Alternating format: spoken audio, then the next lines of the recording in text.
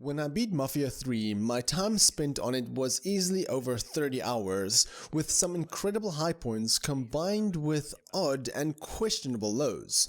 The progression of the story had me hooked like very few games has in this generation, but the time spent in between those key moments made me feel like I was sitting on a Friday afternoon detention class writing the same line over and over and over. Mafia 3 recently got a re-release in the form of a definitive edition, which includes all of the previously released DLC, but more on that in a moment. First, I want to look at Mafia 3 and if that game holds up today. The first 2 hours of the game is incredible, introducing you to African-American Lincoln Clay, a returning Vietnam soldier whose past life revolved around the black mob of New Bordeaux, a fictional recreation of New Orleans. Upon his return though, things aren't the same anymore, which is unfortunate for Lincoln as it results in a series of unfortunate events that lead him on a path to revenge. The beautifully rendered cutscenes along with the documentary-styled interview footage and the incredibly well-performed voice acting makes Mafia 3 a rather enjoyable game to watch. You quickly care for Lincoln, his family and characters, which makes a return from previous Mafia games. Graphically, the game looks impressive, with the 1970s visuals shining through from its believable and interactable environment to the streets filled with pedestrians. The game constantly beats you over the head with its extensive racism that existed at that time. At times though, it actually made me feel a bit uncomfortable. When Lincoln walks into a bar or restaurant, the owner will outright tell him that they don't serve his kind there. Crimes committed in a white community are reported quickly and the police responds within seconds. If that same crime was committed in a rural area, often the cops would not even bother to show up.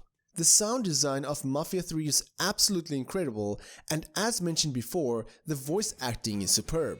Often I found myself driving around in New Bordeaux just listening to the radio, as the soundtrack is probably the best in the Mafia games. The gameplay is fun at first, but after a few hours, you've basically seen what the game has to offer, and I do not say that lightly. Simple assassinations, destroying various cargo, and sneaking my way into a compound to steal items was fun the first time around, but after having to do the same mission for the 15th time, I quickly realized that Hangar 13 didn't do much to change the gameplay. The combat is familiar to any open world player and it functions perfectly fine, but nothing feels different.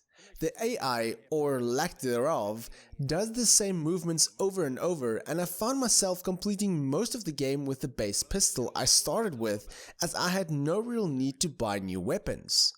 Once you own a neighborhood though, you can assign it to one of your partners, which grants you new abilities and weapons. If you do neglect your partners too much though, they can turn on you and some of the choices can drastically change how the game ends. Is Mafia 3 fun? Yes, definitely, but after a couple of hours, if you're not invested in the story, then you're going to find a difficult time to push through. At times, the game suffers from framerate issues, and considering that this is a re-release of the original, I'm surprised that very few issues has been addressed. The addition of the DLC is nice, but it only adds a couple of extra hours and doesn't drastically change much of the overall experience. If you already own Mafia 3 without the DLC, then that copy will be automatically upgraded to the definitive edition, which essentially gives you the DLC for free. If you own all of the Mafia 3 content prior to the Trilogy, and then decide to purchase the Trilogy, then you are essentially losing out, as you'll get nothing extra in return. It almost seems as if Mafia 3 had a fantastic story to tell, but then went to an open world requirements list, just ticking off everything, which makes it an open world game. If you're an open world fan, you'll definitely find joy in Mafia 3, as there are a ton of collectibles and things to do once you complete the main story, but if you're looking for a game which focuses on gameplay mechanics, then it's best to wait for a discount. If I'd had to give it a score, then I'd easily give it a 6 out of 10.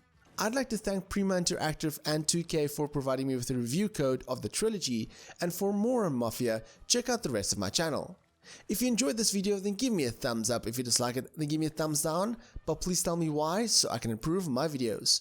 My name is Frank, I'm the RedTieGuy, and frankly, thank you for watching. Catch you guys in the next video.